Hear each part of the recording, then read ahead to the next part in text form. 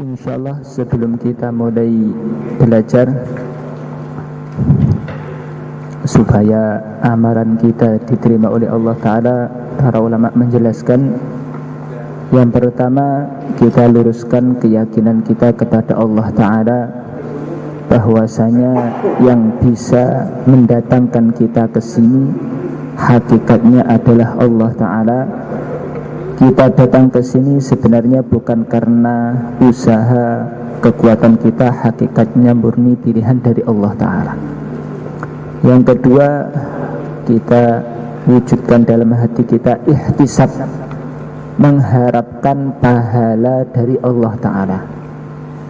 Maka dalam hati kita masing-masing kita doa, niat, ya Allah, jadikanlah duduk kami di majelis ilmu ini menjadi asbab Engkau ridho kepada kami, Engkau ampuni seluruh dosa-dosa kami, Engkau pilih kami sebagai pewaris Rasulullah sallallahu alaihi wasallam. Ala hadin niyah wa ala kulli niyah as-salihah. Al-Fatihah. Halaman 56. Bismillahirrahmanirrahim. Kedelapan, amalan di sepanjang siang dan malam. Kemarin dibahas amalan bangun tidur sampai subuh, setelah subuh sampai terbit matahari. Sekarang amalan mulai terbit matahari sampai terbenamnya matahari, minimalnya sampai zuhur kita akan bahas. Ketika matahari telah menyingsing setengah, setinggi galah, setinggi tumbak, hendaknya Anda melakukan sholat sunnah isyraq 2 rakaat. Hal ini dilakukan setelah hilangnya waktu karohah, waktu makruh melakukan sholat. Waktu karohah, waktu makruh, berlaku sejak usai melakukan sholat subuh sampai matahari setinggi galah, setinggi tumbak. Waktu karohah bisa diklasifikasikan menjadi 2. Pertama, waktu antara selesainya melakukan sholat subuh sampai matahari terbit adalah haram untuk melakukan sholat kecuali sholat yang mempunyai sebab, antara lain sholat jenazah dan sejenisnya. Kedua, waktu antara terbitnya matahari sampai matahari menyingsing setinggi galah, setinggi tumbak adalah waktu makruh melakukan sholat. Apabila matahari sudah terbit, kalau di jadwal sholat ada waktu syuruk. Syuruk itu waktu terbitnya matahari. Setelah sholat subuh, di fikih bab 1 bab ubudiyah dibahas, ada waktu-waktu kita tidak diperbolehkan untuk sholat. Ada 5 waktu, diantaranya setelah sholat subuh sampai terbitnya matahari. Di sini ulama sepakat tidak boleh sholat sama sekali, kecuali sholat yang memiliki sebab. Ada suatu sebab yang mengakibatkan boleh untuk sholat. Di antaranya sholat jenazah. Ada jenazah meninggal, kita dituntut untuk sholat. Ada sebab, kemudian maka diperbolehkan untuk sholat jenazah. Termasuk sholat yang diperbolehkan karena ada sebab adalah tahiyatul masjid. Tahiyatul masjid ini kita masuk masjid, ada suatu sebab yang menuntut untuk sholat, maka tahiyatul masjid tetap disunahkan walaupun setelah sholat subuh, walaupun sebelum maghrib habis asar. Mungkin di negeri kita walaupun banyak yang paham, tapi masih dianggap asing sholat ini. Tapi kalau pengalaman saya ketika keluar di Kalimantan, Kaltim, daerah Bontang sana, masyarakat sudah umum sebelum adzan maghrib mereka segera berangkat ke masjid. Setiba di masjid langsung tahiyatul masjid, walaupun sebelum masuknya waktu maghrib. Sebenarnya tidak boleh, tetapi karena termasuk sholat yang memiliki sebab, maka tetap disunahkan. Ringkasnya, tahiyatul masjid ini tetap disunahkan walaupun waktunya setelah sholat subuh dan juga selepas sholat asar. Begitu juga sholat jenazah tetap diperbolehkan walaupun waktunya selepas sholat subuh dan setelah sholat asar. Tentunya hal ini ketika tidak ada unsur menyengaja untuk melakukan di waktu itu. Kalau ada sengaja, saya ingin sholat tahiyatul masjid, waktunya habis asar, ada unsur kesengajaan seperti itu, maka kalau seperti ini hukumnya tetap haram. Tapi kalau memang tujuannya bukan pengen sholat di waktu yang seperti itu, hanya saja bertepatan dengan masuk masjid sehingga dituntut untuk sholat sunnah tahiyatul masjid, maka seperti ini disunahkan. Tidak mengkhususkan, karena kalau mengkhususkan seolah-olah ada menentangnya, maka tidak diperbolehkan. Salat tobat tidak boleh. Waktu setelah sholat subuh sampai terbit matahari, ketika mulai terbit sedikit itu sepakat ulama tidak diperbolehkan. Yang kedua, setelah terbit matahari sampai terbit sempurna, di sini diistilahkan naik seukuran 1 tombak, mataharinya naik kurang lebih 10-15 menit. Setelah matahari sholat mulai terbit itu seukuran 10-15 menit, di sini ada perbedaan pendapat. Kalau di sini bahasanya makruh, tingkatan keharamannya tidak sekuat yang setelah sholat subuh sampai terbit tadi. Kalau itu seluruh ulama sepakat. Tapi kalau mulai terbit matahari sampai seukuran 1 tombak, dalam mazhab Syafi'i pendapat yang paling kuat tetap hukumnya adalah haram, alias tidak boleh. Walaupun sebagian ulama mengatakan boleh khusus sholat isyraq, tetapi yang paling kuat mengatakan tidak diperbolehkan sampai betul-betul tinggi seukuran 1 tombak, kurang lebih membutuhkan waktu 10-15 menit. Maka yang lebih bagus adalah setelah waktu syuruk itu ditunggu sampai 15 menit, sehingga sholat sunnah yang dikerjakan seluruh ulama mengatakan itu boleh. Kalau nanti waktu terbitnya matahari belum sampai seukuran 1 tombak, kebanyakan ulama mengatakan ini tindakan yang haram, walaupun ada beberapa mengatakan ini tidak haram. Kemudian sholat isyraq. Sholat isyraq di sini sendiri istilah seperti ini terjadi perbedaan pendapat. Nanti lebih detail dalam pelajaran fikih, karena kita fokusnya sebenarnya kaitan dengan fadilah, tapi sedikit disinggung. Mengenai penamaan sholat isyraq, sebenarnya kaitan dengan hadisnya seluruh ulama sepakat. Hanya saja istilah namanya saja ini termasuk sholat duha atau isyraq. Apakah sama istilah sholat isyraq dengan duha di sini? Ada perbedaan pendapat. Sebagian mengatakan tidak sama, dan inilah pendapat yang umum yang kuat dalam mazhab Syafi'i. Ada sebagian ulama mengatakan sholat isyraq itu sendiri, bukan sholat duha, tidak termasuk kategori sholat duha. Ada sholat isyraq, ada sholat duha. Termasuk ulama yang berpendapat ini beda adalah Imam Ghazali. Maka di sini Imam Ghazali mengatakan kalau matahari terbit lebih bagus ditunggu seukuran 1 tombak, kerjakan sholat sunnah 2 rakaat, sholat sunnah dengan niat isyraq. Nawaitu usolli sunnatal isyraqi raka'ataini lillahi ta'ala. Ini menurut ulama yang mengatakan memang ada istilah sholat isyraq, tetapi ini yang pendapat juga ulama besar. Hanya saja kebanyakan ulama lain mengatakan bukan sholat isyraq, ya termasuk sholat duha, istilahnya duha awal. 2 rakaat berdasarkan hadis yang masyhur yang sering kita dengarkan. Barang siapa yang intinya sholat subuh berjamaah, kemudian duduk di tempat duduknya, tidak bicara hal-hal yang tidak penting, fokus bicara dengan zikir dan yang lain, kemudian sholat 2 rakaat, maka akan mendapatkan pahala haji dan umroh yang sempurna. Nah, hadis ini sebagian ulama menurut Imam Ghazali yang dimaksud sholat sunnah 2 rakaat adalah sholat sunnah isyraq. Kapan batas akhirnya?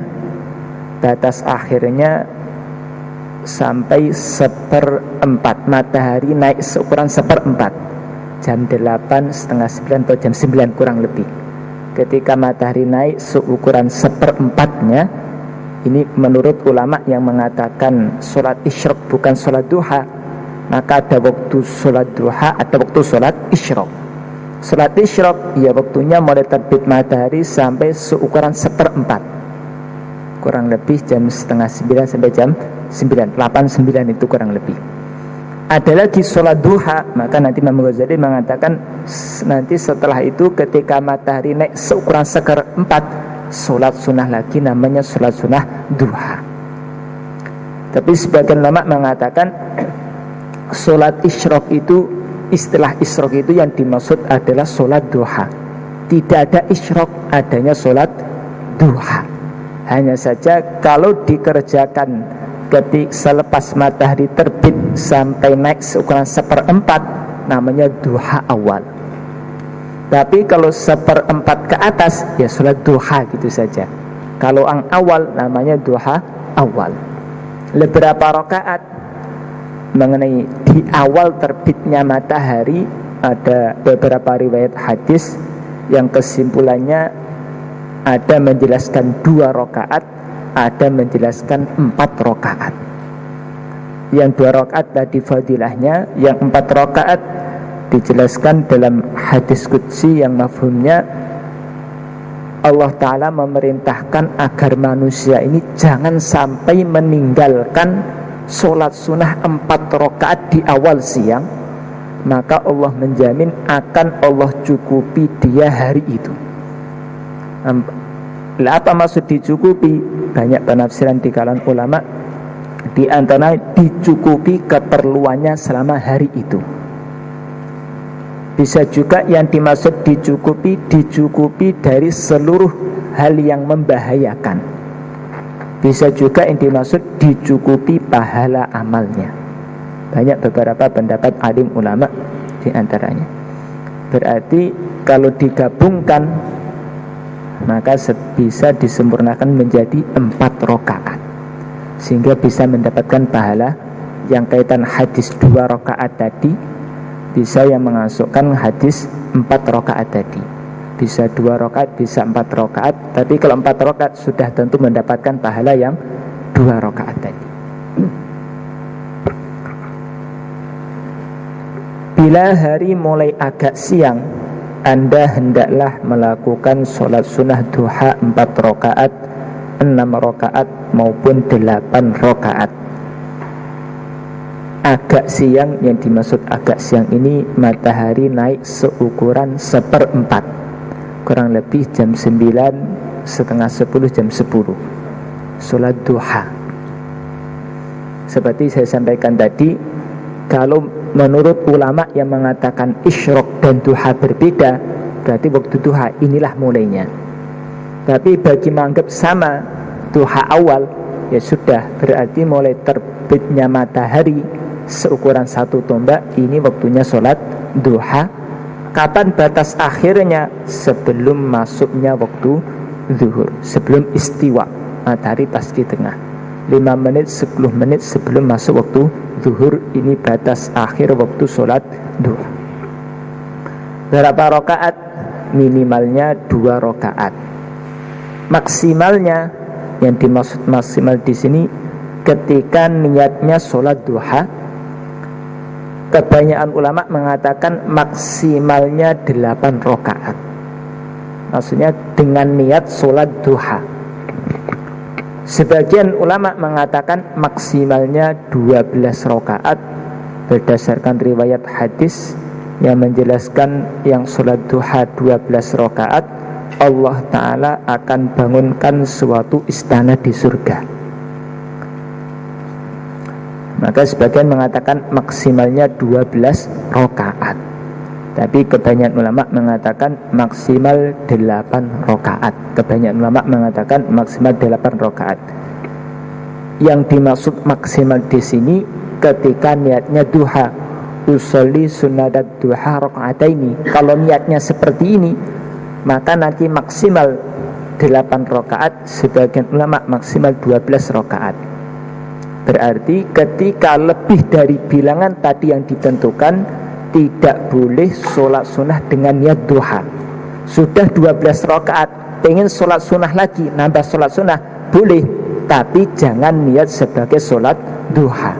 Lalu sholat apa? Ya sudah, bisa sholat hajat, sholat tasbih, sholat taubat, atau niat sholat sunnah begitu saja diperbolehkan. Apakah ini khusus waktu itu, bilangan ketika mengerjakan sholat duha itu, atau memasukkan yang di awal tadi? Jadi ketika terbit matahari disunahkan 2 rakaat atau 4 rakaat. Apakah bilangan 2 rakaat dan 4 rakaat memasukkan di 8 rakaat itu memasukkan yang awal tadi? Ada perbedaan pendapat. Menurut ulama yang mengatakan isyraq itu termasuk duha, kalau tadi di awal niatnya isyraq atau duha awal, kalau mengikut ulama mengatakan itu juga sholat duha, berarti ini gabungan. Berarti 8 rakaat itu total, mulai dari terbitnya matahari sampai sebelum masuknya waktu duhur, dengan niat sholat duha maksimal 8 rakaat atau 12 rakaat. Tetapi menurut ulama yang mengatakan isyraq itu bukan duha, berarti isyraq itu sendiri, duha itu sendiri, bilangan isyraq tidak masuk dalam bilangan sholat duha. Yang mayoritas ulama mengatakan isyraq itu masuk ke nama lain dari duha awal. Maka maksimal total adalah 8 rakaat, sebagian mengatakan 12 rakaat. Pada dasarnya semua bilangan rakaat dari sholat duha itu baik. Tapi bila Anda menginginkan pahala yang banyak, maka bilangan rakaatnya pun hendaknya juga banyak. Antara terbitnya matahari sampai dengan masuknya waktu sholat zuhur tidak terdapat sholat sunnah kecuali sholat sunnah duha. Yang dimaksud di sini sholat sunnah yang khusus. Tapi kalau sholat sunnah yang mutlak maka boleh, karena para ulama dulu dalam sejarah ada setiap hari itu sholatnya sampai 1000 rakaat. Oleh sebab itu sholat duha amat besar pahalanya. Beberapa riwayat hadis menjelaskan fadilah sholat duha, di antaranya hadis yang masyhur bahwa setiap hari, setiap persendian ini wajib dizakati. Zakat persendian total 360 persendian, semuanya wajib dizakati. Bisa dengan tasbihat, bisa dengan tahlil, takbir, amar ma'ruf nahi mungkar. 2 rakaat sholat duha itu sudah mencukupi untuk menzakati seluruh persendian yang berjumlah 360. Ada riwayat hadis lain menjelaskan bahwa nanti pada hari kiamat ada panggilan khusus untuk orang yang istiqomah sholat duha. Akan diseru, wahai orang yang, intinya orang-orang yang sholat duha, silahkan masuk, ini pintu khusus kalian yang istiqomah sholat duha. Sehingga sebagian ulama menjelaskan kenapa ada pintu khusus, ada panggilan khusus untuk orang yang istiqomah sholat duha. Sebagian ulama menjelaskan karena orang munafik itu zaman dulu tidak mau sholat duha. Sholat duha ini khusus orang-orang yang beriman saja.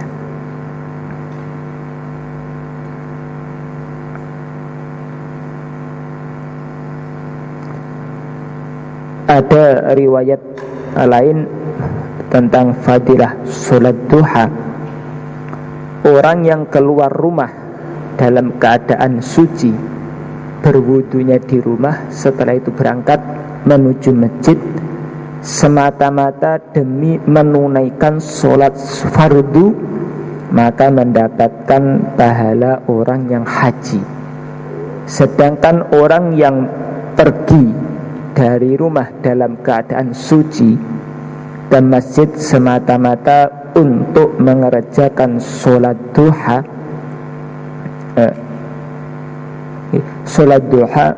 maka dia mendapatkan pahala orang yang umroh. Kalau ke masjid semata-mata murni untuk sholat fardu, di sini dalam hadis ini disyaratkan wudunya di rumah. Keluar dari rumah dalam keadaan sudah suci, pahalanya seperti pahala orang yang haji. Kalau semata-mata untuk sholat duha, di rumah sudah wudu suci, kemudian dari rumah menuju ke masjid untuk sholat duha, maka mendapatkan pahala orang yang umroh. Di antara beberapa hadis tentang fadilah sholat duha. Adapun waktu yang tersisa, sekarang waktu antara terbitnya matahari sampai tergelincirnya matahari, ringkesnya yang pertama digunakan untuk duha awal atau isyraq, kemudian nanti di pertengahan ketika matahari naik seperempat untuk sholat duha.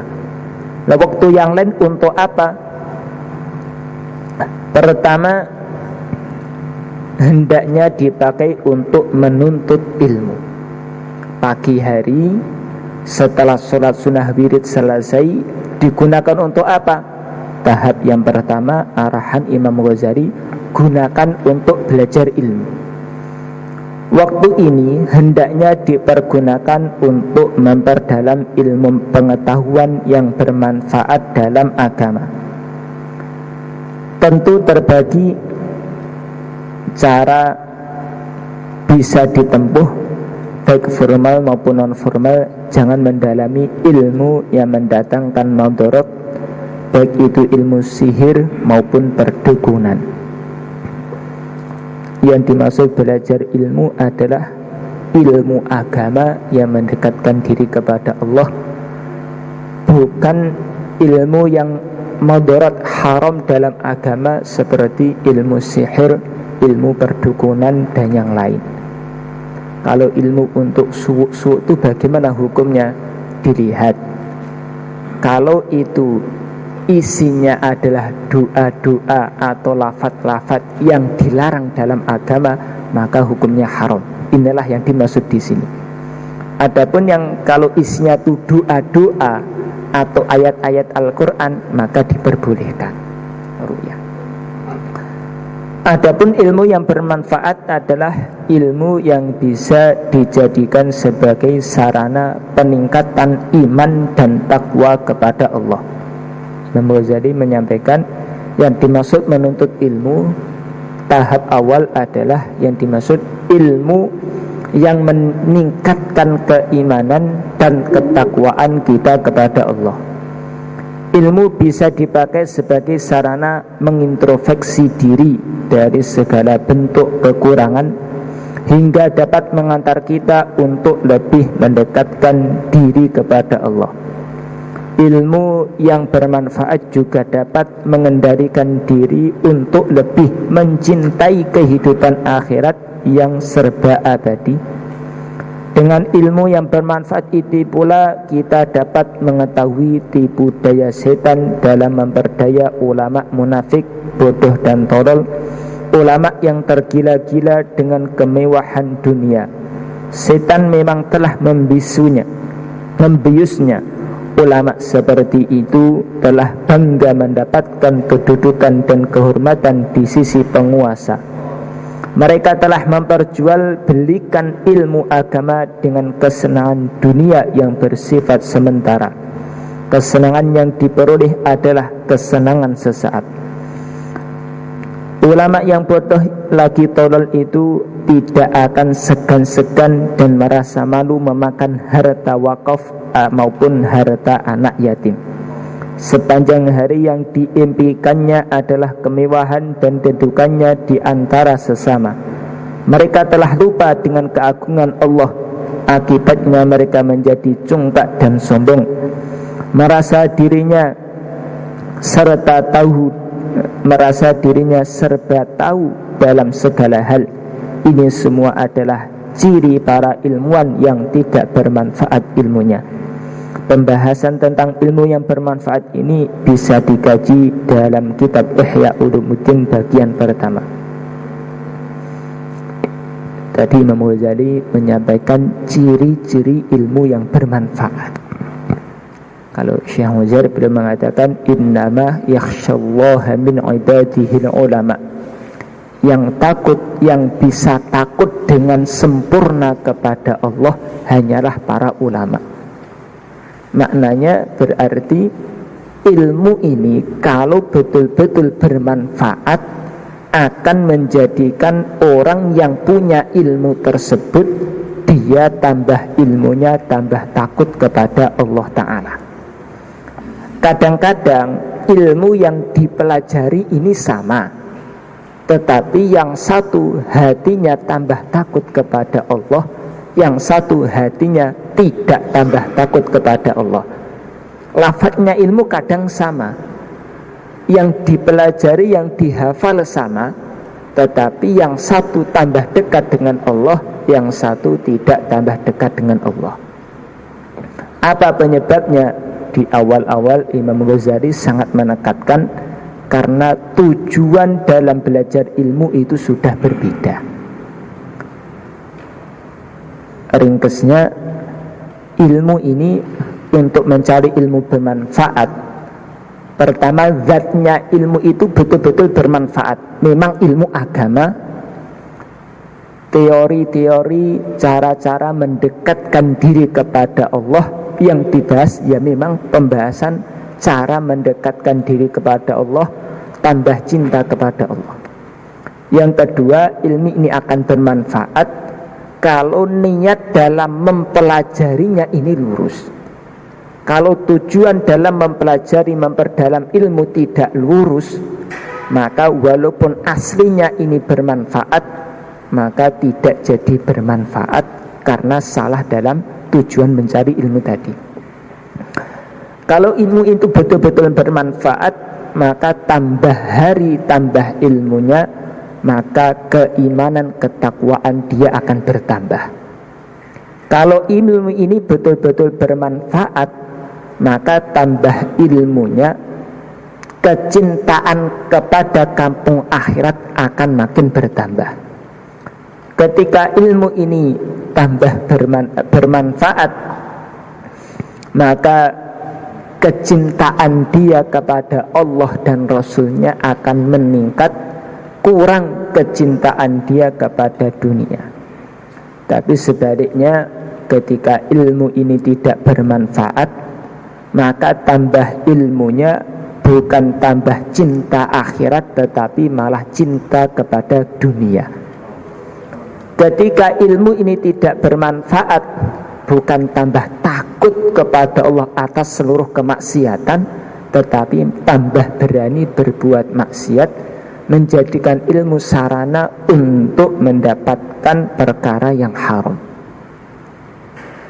Tadi Imam Ghazali mengatakan kalau sudah tujuannya rusak, maka ilmu agama bisa-bisa digunakan untuk mendapatkan harta wakaf atau harta anak yatim. Maksudnya bagaimana?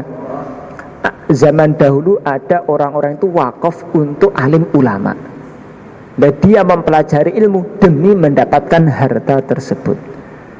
Ringkasnya, ketika ilmu ini kadang-kadang aslinya bermanfaat, murni ilmu agama, tetapi ketika niat dalam belajar, tujuan dalam belajar keliru, maka tidak jadi bermanfaat, malah menjadikan seseorang tambah jauh dari Allah Ta'ala. Kayak dulu kita sampaikan, ada setan khusus, iblis khusus yang khusus menggoda alim ulama wali-wali Allah Ta'ala, setan al-abiyad, setan putih yang khusus untuk menggoda para alim ulama. Maka Imam Ghazali ngasih nasihat, selain kita memilih ilmu ini betul-betul bermanfaat, luruskan betul tujuan dalam belajar, jangan sampai keliru. Apabila Anda ingin memiliki ilmu yang bermanfaat, hendaknya berusaha dengan maksimal. Setelah ilmu bermanfaat ini diperoleh, hendaknya diajarkan dan diamalkan pada sesama. Diamalkan dan diajarkan pada sesama. Dengan demikian ilmu itu akan punya nilai manfaat yang besar. Sebab siapa memiliki ilmu yang bermanfaat lalu ilmu diajarkan kepada sesama, ia akan mendapatkan kedudukan yang tinggi dan agung di sisi malaikat dan disaksikan oleh Nabi Isa. Ilmu kalau bermanfaat, minimalnya dia akan ada kemampuan untuk mengamalkan ilmu itu sendiri. Kalau manfaatnya lebih besar, dia akan disampaikan kepada orang, dipelajari oleh orang lain. Para sahabat radhiyallahu anhum, ilmu yang mereka dapatkan, hadis yang mereka riwayatkan tidak sebanyak para tabi'in generasi setelahnya. Kalau para tabi'in, tabi'ut tabi'in, mereka hafal sampai ratusan ribu hadis, bahkan sampai 1 juta hadis mereka hafal.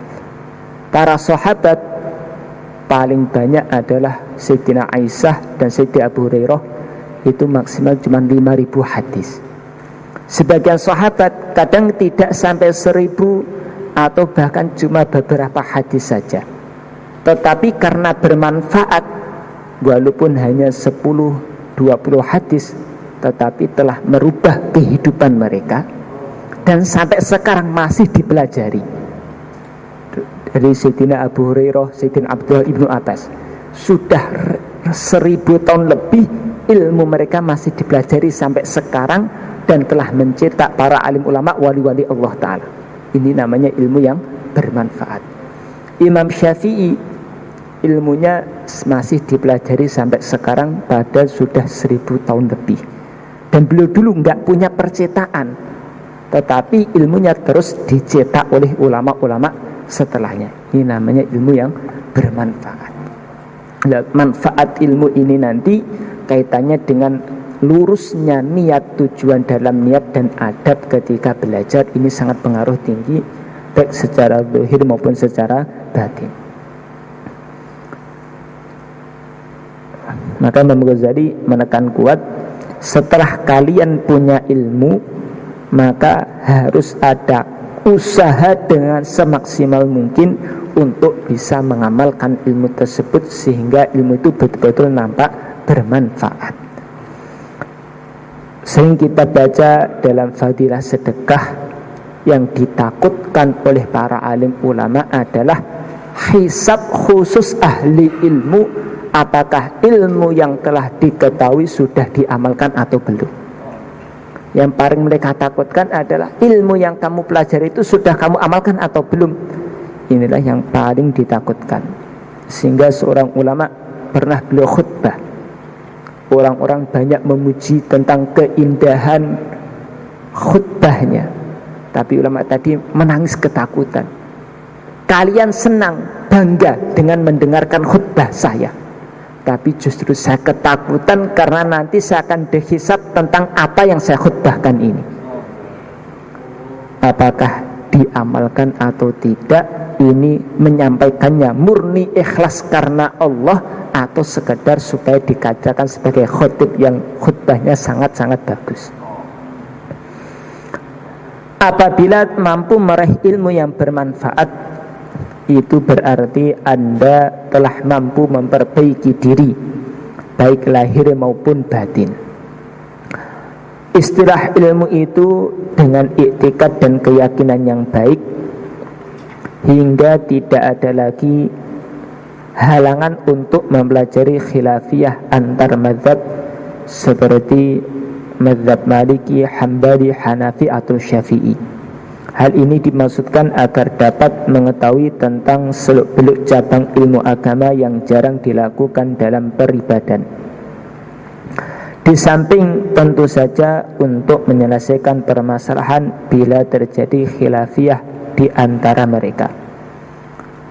Mempelajari faham mazhab lain hukumnya fardu kifayah, sedangkan mendalami faham dari mazhab tertentu adalah fardu ain. Oleh sebab itu tidaklah dibenarkan Anda mempelajari mazhab lain sebelum mendalami faham dalam mazhab yang dianut.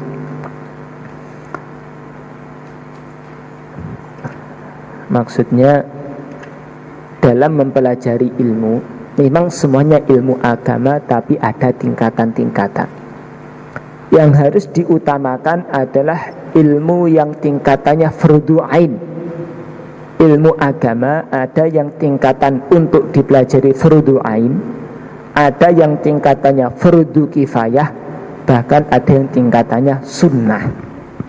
Maka yang kita kedepankan adalah yang tingkatannya fardu ain. Nanti Imam Ghazali juga akan menjelaskan di antara contoh-contohnya. Yang fardu ain itu apa? Ada dua. Ada yang kaitannya dengan batin hati, dan ada yang kaitannya dengan gerakan-gerakan anggota tubuh, atau lebih dikenal dengan ilmu hal, ilmu yang berkaitan dengan keadaan yang sering dihadapi, keadaan sekarang. Ilmu yang kaitan dengan batin, kaitan dengan keyakinan, ilmu akidah, ini tidak bisa ditawar, harus dipelajari. Bahkan para ulama menjelaskan termasuk yang harus diajarkan kepada anak-anak, pendidikan orang tua kepada anak yang sangat-sangat penting adalah ilmu keyakinan. Banyak orang mengetahui, sering dengar hadis, ketika anak ini umur 7 tahun hendaklah dilatih untuk mengerjakan sholat. Berarti sebelum 7 tahun sudah diajari tata cara sholat, 7 tahun dilatih untuk mengerjakan sholat. Ada yang lebih penting daripada itu. Apa itu? Ilmu tentang keyakinan yang benar kepada Allah Ta'ala, itu lebih diutamakan lagi. Karena ini kewajiban yang paling utama, yang nomor satu untuk dikerjakan oleh seorang hamba. Nanti kaitannya di bab aqaid, keyakinan yang benar kepada Allah bagaimana, kepada Rasul bagaimana, kepada Al-Quran, kepada kitabullah, malaikat, sampai takdir dan hari kiamat. Termasuk yang kaitan dengan yang batin adalah sifat-sifat hati. Jangan ada dalam hati sifat-sifat yang tidak diridhai Allah, seperti sombong, hasad, iri, dengki, dan yang lainnya. Bagaimana hati diisi dengan sifat-sifat yang diridhai Allah Ta'ala, sifat syukur, sifat sabar, qanaah, ridho, tidak iri dengan orang lain dan yang lain. Yang kaitan dengan keperluan ibadah sehari-hari, tata cara wudhu yang benar, tata cara sholat yang benar, bacaan Al-Quran yang benar, dan yang lainnya. Itu tingkatannya fardu ain. Ada tingkatannya fardu kifayah, tidak dibutuhkan sewaktu-waktu, tidak kaitannya dengan individu tetapi bersifat umum. Yang dicontohkan di sini khilafiyah antar mazhab, atau ilmu cara mengadili ketika terjadi perselisihan. Ada dua orang bersengketa urusan tanah. Satu mengatakan ini sawah saya, ini sawah saya. Masing-masing mengatakan ini sawah saya. Maka perlu hakim yang islami yang memberi keputusan sesuai tertib Islam. Maka mempelajari ilmu seperti ini hukumnya adalah fardu kifayah. Maka Imam Ghazali menyampaikan tertibnya, tahap awal selesaikan dulu mempelajari ilmu fardu ain. Jangan mempelajari yang fardu kifayah apalagi sunnah, sedangkan yang fardu ain belum terselesaikan. kok mempelajari fardu kifayah atau sunnah sebelum fardu ain, berarti ini salah satu tipuan-tipuan dari syaitan. Perlu diingat, ini kok dia tawajuh dengan ilmu yang fardu kifayah bukan fardu ain, ini apa tujuannya? Jangan-jangan mempelajari semata-mata hanya untuk kedudukan di hadapan manusia saja.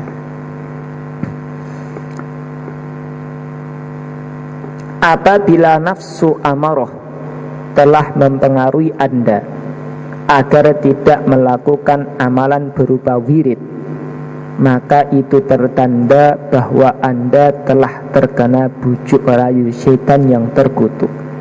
Setan telah memasukkan benih penyakit dalam hati, dan bila itu terjadi, maka sulitnya untuk mengobatinya. Sulitlah untuk mengobatinya. Bentuk penyakit yang akan muncul adalah cinta kemewahan, pangkat dan kedudukan. Bila itu terjadi, maka para setan akan bersukaria menyambutnya. Mereka para setan itu telah berhasil membujukmu. Oleh sebab itu, janganlah bangga dan senang bila mendapat sanjungan atau pujian dari sesama manusia. Jangan pula terlalu mendamba dan mencintai kemewahan dunia. Kata Imam Ghazali, di awal-awal disebutkan zikir-zikir, amalan-amalan, ibadah-ibadah selepas bangun tidur sampai terbitnya matahari. Kok nafsu kita diajak wiridan, diajak ibadah semangat, tidak ada semangat, males, hanya semangat belajar tok, tidak ada semangat untuk belajar, maka dikhawatirkan belajar dia ini bukan karena Allah, tetapi hanya sekedar mendapatkan pangkat di hadapan manusia supaya mendapatkan pujian. Kalau betul-betul ikhlas karena Allah, tentunya ilmu yang dipelajari semangat untuk diamalkan. Kalau memang belajarnya hanya untuk mendekatkan diri, tentunya setelah diketahui akan diamalkan.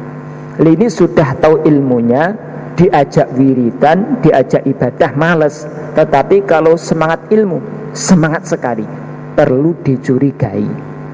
Semangat belajar ilmu, tidak ada semangat mengamalkan sama sekali, perlu dicurigai. Ini tuh belajarnya untuk apa? Untuk mendekatkan diri kepada Allah, atau semata-mata hanya ingin mencari gelar saja? Kalau nanti tujuannya kok mencari gelar saja, maka setan akan bertepuk tangan, selamat punya anggota baru, murid baru. Semangat belajar agama bukan untuk mendekatkan diri kepada Allah Ta'ala. Seseorang yang mengidentitaskan diri sebagai muslim tentu mau mengamalkan amalan-amalan yang telah dikemukakan di atas.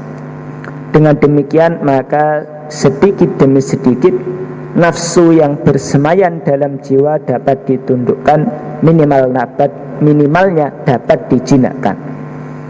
Dengan melatih diri dalam melakukan kebajikan, perasaan berat dan bosan akan sirna. Perasaan cinta pada ilmu yang bermanfaat pun akan dapat direalisasikan. Hanya orang yang berlatih secara rutin dan tekun yang bisa dikatakan sebagai orang yang mendapatkan ilmu yang bermanfaat.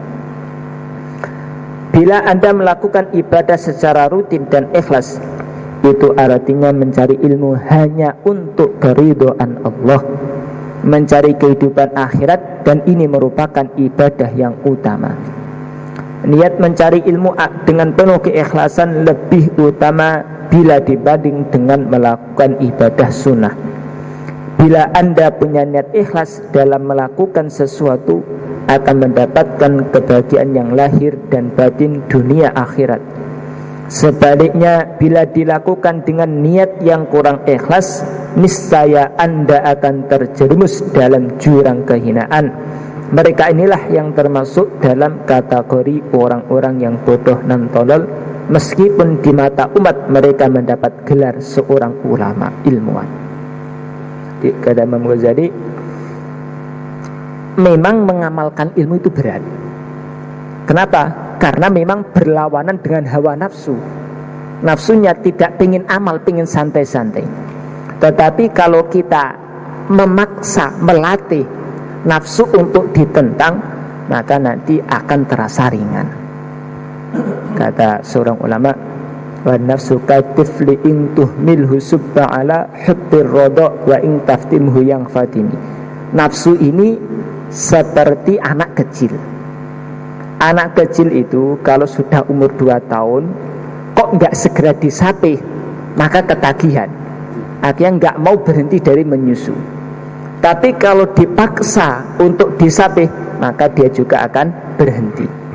Begitu juga nafsu, kalau keinginan untuk tidak mengamalkan ilmu dipaksa, harus amal ilmu, awalnya berat, menangis-nangis, kesakitan, keberatan.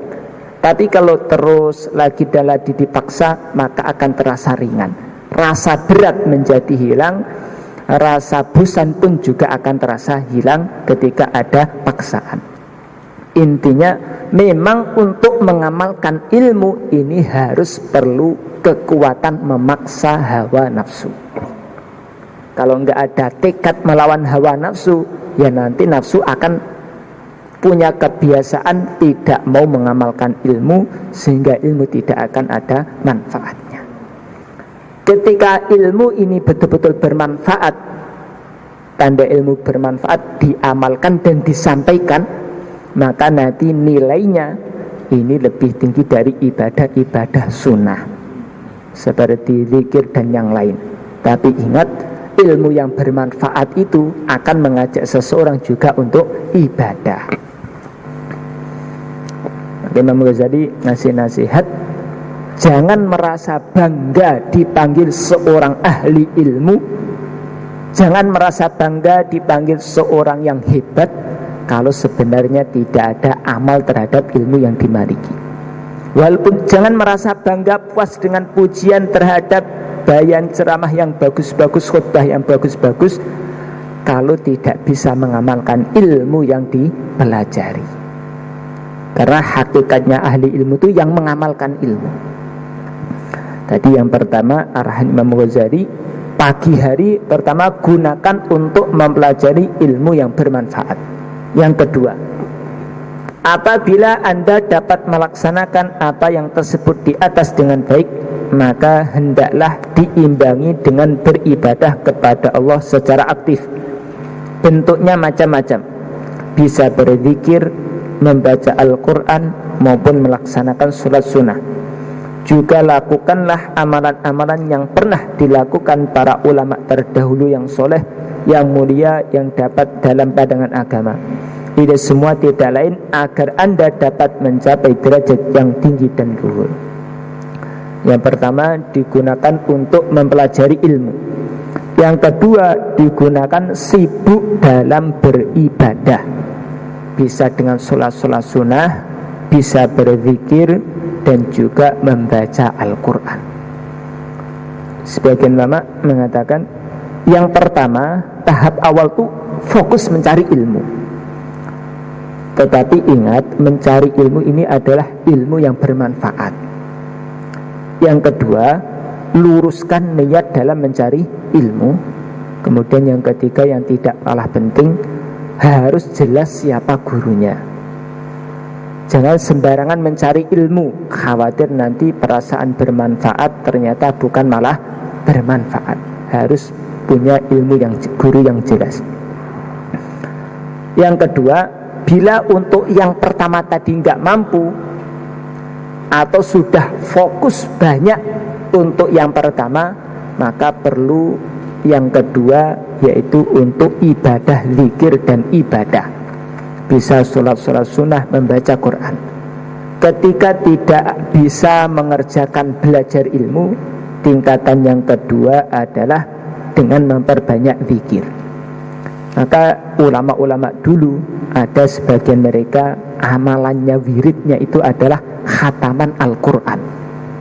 Ada yang sehari 1 kali khataman, bahkan ada yang siang hari 1 khataman, malam hari 1 khataman lagi. Sebagian mereka amalannya adalah berzikir. Sayyidina Abu Hurairah, beliau setiap harinya istighfar 12.000. Sebagian mereka ada yang amalan itu sholat sunnah. Ada yang setiap hari 1000 rakaat sholat sunnah. Lah kita yang mana? Aduh, jangankan 1000, baru 10 rakaat saja sudah kebingungan. Yang ketiga, melakukan amalan baik, berupaya untuk selalu memberikan pertolongan kepada sesama. Pertolongan untuk hendaknya diutamakan kepada sesama muslim yang soleh dan para ahli fikih. Berhikmatlah kepada ahli tasawuf, ulama, dan perbanyaklah sedekah. Berilah makan dan minum kepada fakir miskin. Jenguklah mereka yang sedang sakit dan antarlah jenazah sampai ke liang lahat. Itulah amal kebaikan yang diridhai Allah Ta'ala. Dalam beberapa riwayat disebutkan amalan-amalan itu lebih utama bila dibanding dengan amalan sunnah lainnya, sebab amalan itu lebih punya arti bagi sesama, lebih memiliki nilai solidaritas yang tinggi. Yang ketiga adalah, kalau bahasa kita, membantu saudara muslim, berhikmat kepada hamba-hamba Allah Ta'ala. Kita tidak tahu mana amalan ini yang mendekatkan diri kepada Allah. Ibadah, baca Quran, zikir itu penting, tetapi berakhlak, menggembirakan saudara muslim, menolong saudara muslim, ini juga tidak kalah tingginya. Di kalangan para santri sering dinukilkan pentingnya berhikmat kepada hamba-hamba Allah, walaupun itu sekedar makhluk biasa. Kisahnya masyhur, seorang ulama meninggal dunia, ada seorang mimpi berjumpa dia. Bagaimana nasib tuan? Alhamdulillah, dosa-dosa saya diampuni Allah Ta'ala. Tapi dalam mimpi tersebut dijelaskan, dia diampuni dosanya itu bukan karena fatwanya, bukan karena ibadahnya, bukan karena karangannya, belajarnya, tetapi dikarenakan ketika dia mengarang kitab, zaman dulu pakai pena tutul itu, tinta tutul, ada seekor lalat hinggap di tinta tersebut. Maka dalam hati timbul rasa kasihan. Aduh, kasihan sekali lalat ini kehausan. Sudah, biarkan dia minum dulu, baru saya lanjutkan ngarang kitabnya. Asbab ada rasa kasihan kepada seekor lalat yang kehausan tadi, dosa-dosanya diampuni oleh Allah Ta'ala. Bahkan kisah yang masyhur sering kita dengarkan, zaman Bani Israel ada seorang wanita pelacur, bukan berzina, zina sebagai pekerjaan dia. Diampuni dosanya oleh Allah Ta'ala disebabkan dia memberi minum kepada seekor anjing yang kehausan. Anjing yang kehausan dia kasih minum, dosa-dosanya Allah Ta'ala ampuni semuanya. Maka hikmat kepada umat berbuat baik kepada hamba-hamba Allah ini punya nilai yang tinggi. Lebih-lebih kalau hamba Allah tadi adalah orang yang sibuk dalam ibadah, tentunya hal itu lebih baik lagi. Hikmat berbuat baik kepada seluruh manusia itu baik. Lebih baik lagi kalau yang dibantu adalah orang yang sibuk dalam amal agama. Maka dalam Al-Fudhatnya Maulana Inyas mengatakan, dalam hadis-hadis dijelaskan, tuan rumah ini punya tuntutan untuk menjamu tamu. Dalam mafhum suatu hadis dijelaskan bahwasanya tamu itu punya hak dijamu selama 3 hari. Kalau hari pertama jamuan istimewa, dikasih menu istimewa. Hari kedua dan 3 menu standar. Hari keempat tidak ada hak, tidak ada tuntutan untuk menjamu. Dalam hadis itu seluruh tamu bersifat umum. Lalu bagaimana kalau tamu-tamunya itu adalah tamu-tamu yang sedang memperjuangkan agama Allah, murni ikhlas karena Allah Ta'ala? Tentu hal itu lebih penting untuk didahulukan. kata malfud munanas. Maksudnya seperti di sini, hikmat berbuat baik kepada umat itu penting. Lebih-lebih kalau kepada orang yang sibuk dalam amal agama. Kalau wajibnya tidak sampai wajib, tapi ada hak yang tinggi. Berbakti, membantu. Kalau kaitan dengan tamu, bagaimana itu hak tamu yang harus ditunaikan.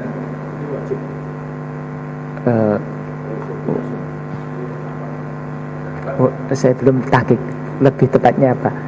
Apakah sampai tingkatan wajib, saya belum tahu. Tapi yang sangat-sangat ada tuntutan kuat. Sebelum lanjut, ini kita akan mengumpulkan rekap dari materi awal tadi. Kami tidak berani bertanya, ingin supaya banyak materi. Yang pertama, waktu total isya itu sampai kira-kira berapa menit? Kemudian yang kedua,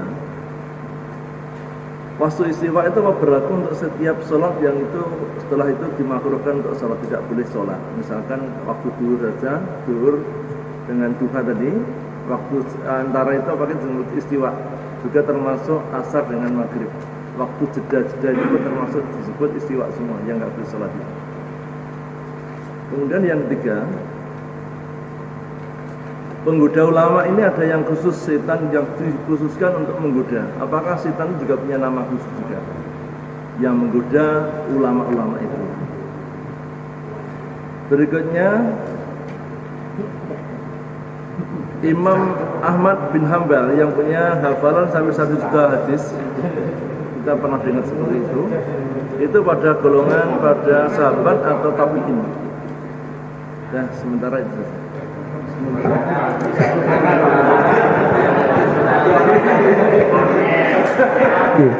Pertama, sholat isyraq.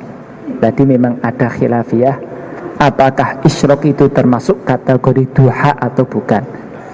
Bagi ulama yang mengatakan itu bukan sholat duha, seperti Imam Ghazali sendiri, isyraq itu sendiri bukan duha, maka batas akhirnya adalah ketika matahari naik 1/4, seukuran 1/4, berarti kurang lebih jam 8, jam 9.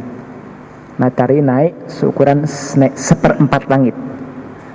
Itu namanya nanti batas akhir waktu isyraq. Itu masuk waktu duha bagi ulama yang mengatakan antara sholat isyraq dan duha itu berbeda. Ini sebagian ulama. Tapi yang menganggap isyraq itu enggak adanya duha awal, berarti batas akhirnya adalah sebelum masuknya waktu zuhur. Yang kedua, kaitan dengan waktu istiwa. Waktu istiwa ini maknanya waktu di mana matahari pas di tengah-tengah. Itu namanya waktu istiwa. Kalau setelah sholat subuh sampai terbit matahari, setelah sholat asar sampai terbenam matahari, namanya bukan waktu istiwa, tapi sama-sama waktu yang dilarang untuk mengerjakan sholat sunnah. Ada 5 waktu yang tidak diperbolehkan sholat sunnah. Kalau dirinci, setelah sholat subuh sampai terbit matahari, sepakat ulama nggak boleh. Yang kedua, terbit matahari sampai naik seukuran 1 tombak, oleh matahari kelihatan sedikit, itu haram sampai naik seukuran 1 tombak. Kalau yang di sini terjadi perbedaan pendapat, sebagian mengatakan boleh, tapi di pendapat yang lemah. Yang paling kuat mengatakan juga tidak diperbolehkan. Yang ketiga, pas matahari di tengah-tengah. Ini enggak lama, paling hanya berapa menit saja. Jadi mungkin ketika seorang takbir berbarengan dengan itu. Tapi kalau takbirnya mungkin 2 menit sebelumnya, nanti mungkin bertepatan waktu istiwa hanya waktu sujud atau ketika berdiri saja. Waktunya sangat-sangat singkat. Maka kemudian yang selanjutnya setelah asar sampai maghrib ada 5 waktu, mulai dari terbenam sampai terbenam sempurna. Lepas asar sampai maghrib, matahari mulai terbenam, dari mulai terbenam sampai betul-betul terbenam. Kalau diglobalkan hanya 3, selepas subuh sampai naik seukuran 1 tombak, waktu istiwa selepas sholat asar sampai betul-betul sempurna terbenam. Itu kalau diglobalkan. Kalau dirinci tadi habis subuh dibagi 2. Kemudian masalah tadi? Setan. Apakah setan itu punya nama-nama khusus-khusus? Ya, ada nama khusus. Ada setan al-abiyad yang seperti tadi saya sampaikan, yang memang khusus menggoda ulama-ulama, wali-wali Allah Ta'ala dan para anbiya. Ada al-khannas, setan yang khusus untuk membuat bisikan-bisikan yang mengganggu konsentrasi ketika beribadah. Qul a'udzu birabbin nas, malikin nas, ilahin nas, min syarril waswasil khannas. Al-khannas ini nama setan yang khusus memberikan was-was kepada orang yang ibadah.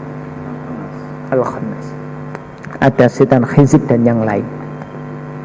Kemudian terakhir antara itu contoh yang keempat tentang Imam Ahmad bin Hanbal yang punya Imam Ahmad, beliau tergolong tabi'in atau tabi'ut tabi'innya, saya lupa ya, bukan sahabat, mungkin tabi'ut tabi'in insyaallah, di bawahnya tabi'in, saya lupa. Kalau enggak tabi'in, tabi'ut tabi'in. Kalau tabi'in ini yang jumpa dengan sahabat, kalau tabi'ut tabi'in tidak jumpa sahabat, jumpanya hanya dengan tabi'in. Memang yang pertama sahabat jumpa dengan Nabi, yang kedua tabi'in tidak jumpa Nabi tapi masih jumpa dengan sahabat, yang bawahnya lagi tabi'ut tabi'in tidak jumpa dengan sahabat tapi masih jumpa dengan tabi'in. Tidak ada istilah. Ulama ini umum, seluruh orang alim, ahli ilmu namanya ulama. Kan nanti katakan ada hadis khairul quruni qarni tsummal ladzina yalunahum tsummal ladzina yalunahum.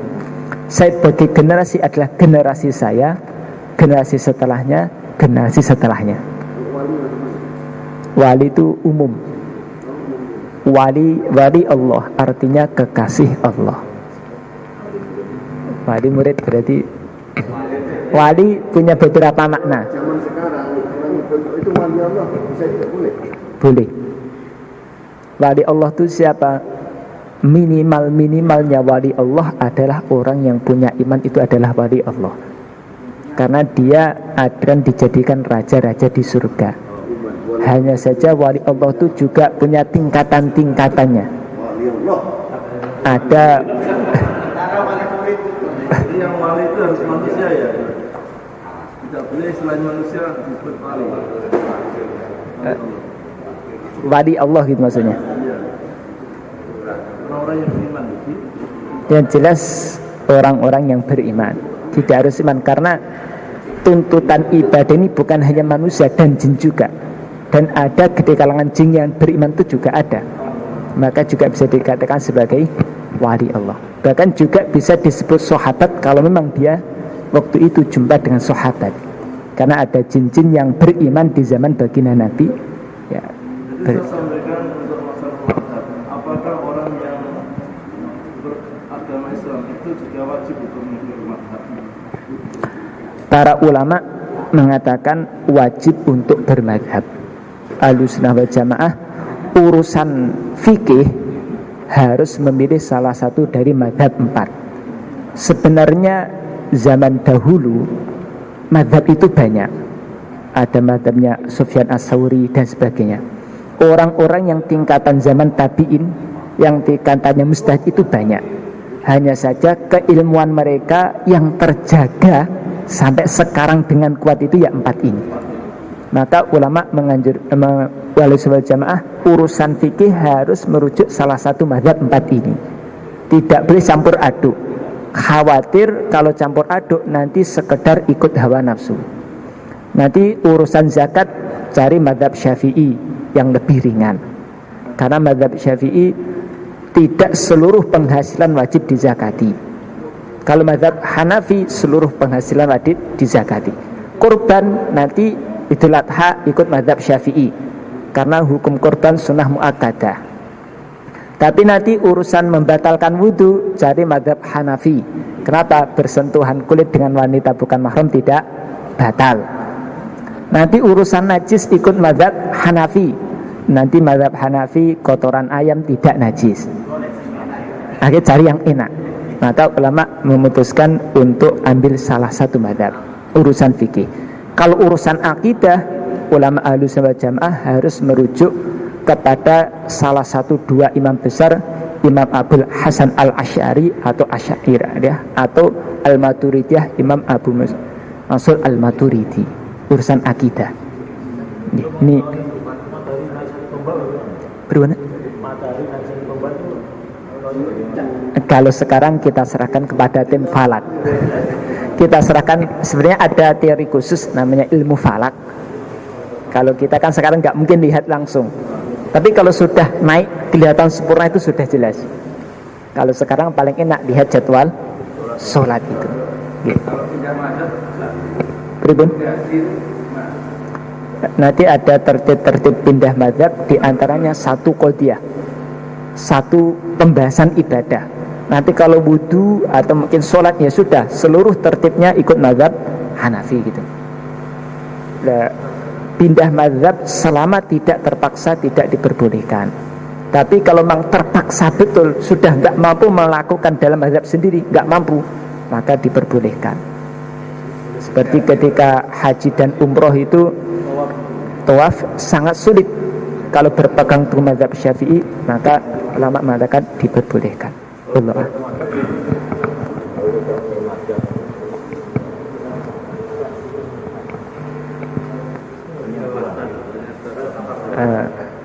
Dikhawatirkan. Kalau mazhab yang 4 itu keilmuannya semuanya sudah diakui. Kemudian barokahnya ilmu juga sudah diakui. Nanti kalau nggak punya mazhab, khawatir nanti salah dalam memilih. Insyaallah kita akhiri dulu sampai di sini. Kita berharap semoga majelis ini menjadi majelis yang barokah. Kekurangan-kekurangan kita dalam belajar ilmu Allah Ta'ala ampuni. Subhanallah bihi subhanallah asyhadu an la ilaha illa anta astaghfiruka wa atubu ilaik. Assalamualaikum warahmatullahi wabarakatuh.